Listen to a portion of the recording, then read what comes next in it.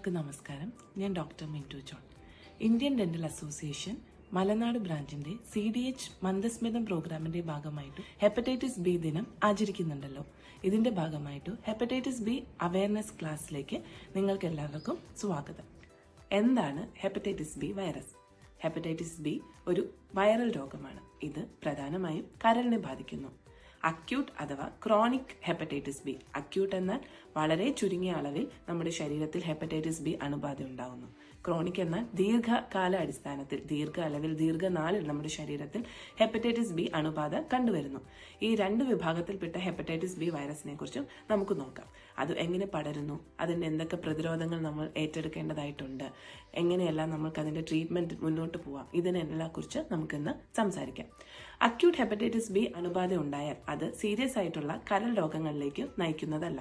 എന്നാൽ chronic hepatitis B, അതായത് 6 മാസത്തിൽ കൂടുതൽ നമ്മുടെ ശരീരത്തിൽ ഹെപ്പറ്റൈറ്റിസ് ബി അണുബാധ ഉണ്ടാവുകയാണെങ്കിൽ അത് ക്രോണിക് ഹെപ്പറ്റൈറ്റിസ് ബി എന്ന കരൾ രോഗത്തിലേക്ക് പോകുന്നു. ഇങ്ങനെ ക്രോണിക് ഹെപ്പറ്റൈറ്റിസ് ബി ഉണ്ടായാൽ നമ്മുടെ ശരീരത്തിലെ കരളിനെ liver cirrhosis, liver cancer, liver failure പോലുള്ള സീരിയസ് അവസ്ഥയിലേക്ക് കൊണ്ടുചെന്ന് എത്തിക്കുന്നു.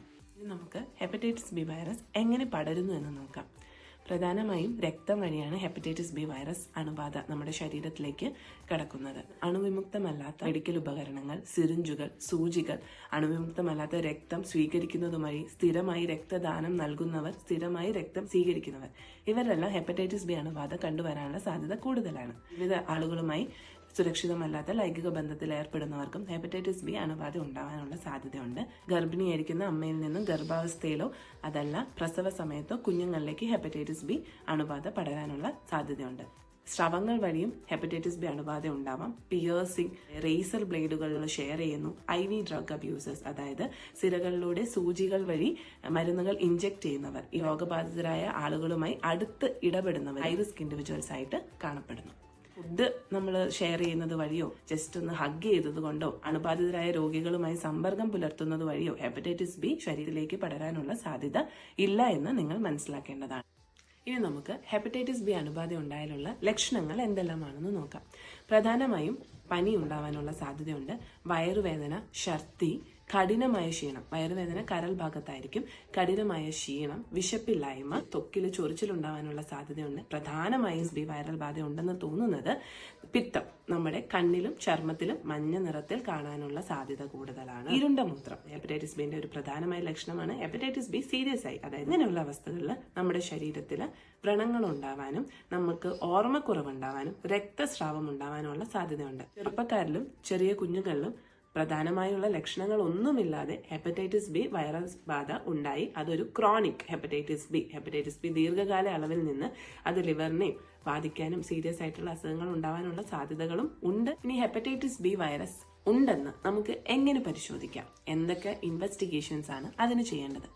പ്രധാനമായും നമുക്ക് സംശയമുണ്ട്, നമുക്ക് ഹെപ്പറ്റൈറ്റിസ് ബി രോഗമുണ്ടോ എന്ന് സംശയമുണ്ട്. അങ്ങനെയാണെങ്കിൽ HBsAg ആന്റിജൻ ടെസ്റ്റ് ഉണ്ട്. അതായത് HBsAg ആന്റിജൻ ടെസ്റ്റ് പോസിറ്റീവ് വന്നാൽ നമ്മുടെ ശരീരത്തിൽ ഹെപ്പറ്റൈറ്റിസ് ബി വൈറസിന്റെ അംശമുണ്ടെന്ന് നമുക്ക് സ്ഥിരീകരിക്കാം.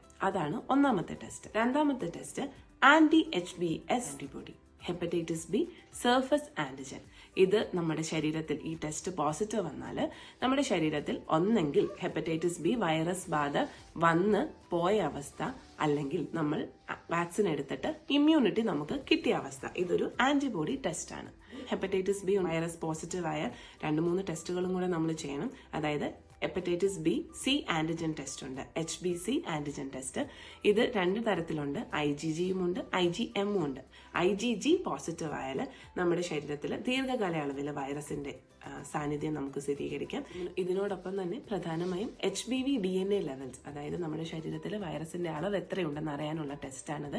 അത് ചികിത്സയ്ക്ക് മുമ്പും ചികിത്സയ്ക്ക് ശേഷവും ചികിത്സയ്ക്കിടെയും നമ്മൾ ടെസ്റ്റ് ചെയ്യാറുണ്ട്. നമ്മുടെ ബോഡിയിൽ വൈറസിന്റെ സാന്നിധ്യം എത്ര അളവിലുണ്ട് എന്നറിയാൻ വേണ്ടിയിട്ടുള്ള ഒരു പ്രധാനമായിട്ടുള്ള ടെസ്റ്റാണ് HBV DNA ലെവൽ. ഈ ലെവൽസ് എല്ലാം ചെക്ക് ചെയ്യുന്നത് HBsAg എന്ന സർഫസ് ആന്റിജൻ പോസിറ്റീവ് ആണ്, നമ്മുടെ ശരീരത്തിൽ വൈറസിന്റെ സാന്നിധ്യം ഉണ്ടെന്ന് ഉറപ്പുവരുത്തിയ ശേഷം ചെയ്യുന്ന ടെസ്റ്റുകളാണ്. ഇതിനോടൊപ്പം തന്നെ റുട്ടീനായി നമ്മൾ ചെയ്യുന്ന ടെസ്റ്റുകൾ, ബ്ലഡ് ചെക്കപ്പുകളുണ്ട്, കൗണ്ട്സ് എല്ലാം നോക്കുന്നുണ്ട്. അതുപോലെ തന്നെ ലിവറിന് എത്ര നാശം സംഭവിച്ചു എന്ന് അറിയാനായിട്ട് ലിവർ പാരാമീറ്റേഴ്സ്, അതായത് ബിലിറുബിന്റെ അംശം, ലിവർ എൻസൈംസ്, SGOT, SGPTന്റെ അംശം, ഇതിനോടൊപ്പം തന്നെ ലിവർ അൾട്രാസൗണ്ട് ടെസ്റ്റ്.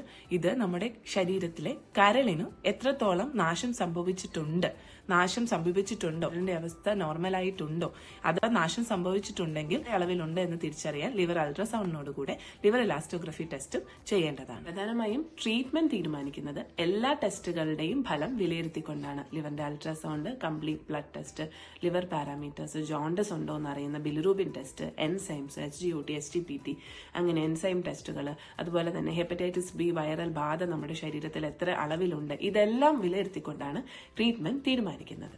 ഇനി നമുക്ക് ഹെപ്പറ്റൈറ്റിസ് ബി ട്രീറ്റ്മെന്റ് അതെന്താണ് വേണ്ടത്, എന്തെല്ലാം മൊഡാലിറ്റീസ് ഉണ്ട് എന്ന് നമുക്കൊന്ന് നോക്കിയാലോ. ചുരുങ്ങിയ കാലയളവിൽ ഹെപ്പറ്റൈറ്റിസ് ബി വൈറസ്, അതായത് അക്യൂട്ട് ഇൻഫെക്ഷൻ ആണ് ഉണ്ടാവുന്നതെങ്കിൽ സപ്പോർട്ടീവ് ആയിട്ടുള്ള ട്രീറ്റ്മെന്റ്, അതായത് നന്നായിട്ട് ശരീരത്തിന് ഹൈഡ്രേറ്റ് ചെയ്യുക, ധാരാളമായിട്ട് വെള്ളം കുടിക്കുക, ശരീരത്തിനെ സപ്പോർട്ട് ചെയ്യുന്ന, കരളിനെ സപ്പോർട്ട് ചെയ്യുന്ന മെഡിസിൻസ് കൊടുക്കുക. അതുപോലെ ക്രോണിക് ഹെപ്പറ്റൈറ്റിസ് ബി ഇൻഫെക്ഷന് നമുക്ക് ട്രീറ്റ്മെന്റ് ആവശ്യമുണ്ട്. ആന്റിവൈറൽ മരുന്നുകൾ, ടീനോഫോവിർ, റെൻഡെക്കാവിർ മുതലായ ആന്റിവൈറൽ മരുന്നുകൾ ഉപയോഗിക്കാവുന്നതാണ്. എന്തിനാണ് ക്രോണിക് ഹെപ്പറ്റൈറ്റിസ് ബി നമ്മൾ ട്രീറ്റ് ചെയ്യുന്നത്, എന്തിനാണ് അതിന് ചികിത്സ ആവശ്യമായത്?